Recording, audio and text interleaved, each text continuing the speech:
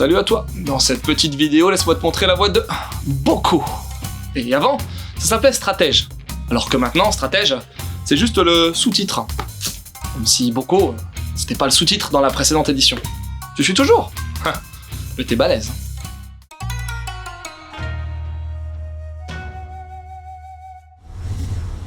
L'histoire. Cette histoire se déroule en moins 300, en Chine. À cette époque, le pays était morcelé en plusieurs petits royaumes qui se mettaient souvent sur la gueule. C'est ce qu'on appelle les royaumes combattants. Et là, t'as une petite citadelle, Liang, qui va bientôt se faire attaquer par le big pays de Zhao et ses 15 000 soldats. Pour parer à ça, Liang a fait appel aux Maoïstes, un groupe de disciples de Mo Tse, histoire de se défendre. Et tu sais qui ils envoient? Keri, un stratège. Et puis c'est tout. Un gars. Contre 15 000. Comment il va faire? Tu veux des infos? Alors Boko, c'est comme ça qu'il s'appelle à présent en France, c'est un manga des années 90. Commencé en 92 pour être exact, dans le Big Comic de la Shogakukan et s'étalant sur 11 volumes.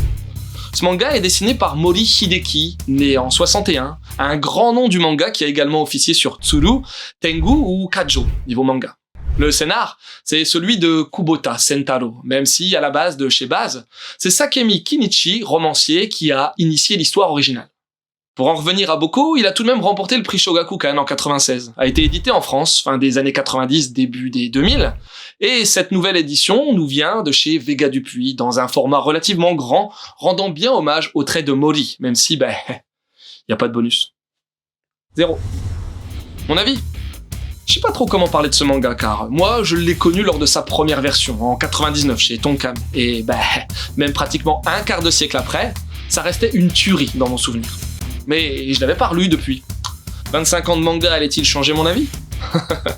Absolument pas. J'ai encore trouvé ça excellent. J'aime quasi tout. Le dessin, précis, expressif, avec un aspect faussement sale, retranscrivant bien la dureté de l'époque, les expressions faciales, le côté cru avec la violence, la mise en case, sans fioriture. Puis l'histoire quoi. Et les persos. Keri bien entendu, mais certains villageois, les seigneurs, les ennemis.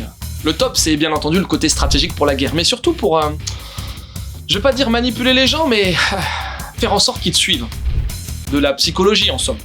Réussir à motiver, à transcender. C'est passionnant. Que dire de plus? Un grand moment de lecture manga que vous ne regretterez pas. Quelques conseils? Bon, tout de suite, tu dois voir le lien avec le fameux Kingdom, qui reste un excellent titre également. Suikoden 3, chroniqué en mangado il y a pas si longtemps que ça. Et le nouvel Hangyo Onshi, un manga que j'ai jamais lu mais j'aimerais bien découvrir. Et voilà, c'est terminé. J'espère que cette petite chronique t'aura donné envie de lire Boko, stratège. Sur ce, je te laisse et continue de suivre la voie du manga.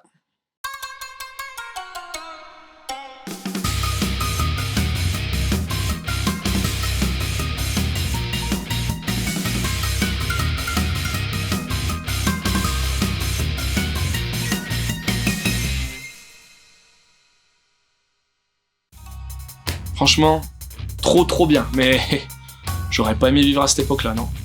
Clairement pas. De toute façon, moi, si on m'enlève Internet...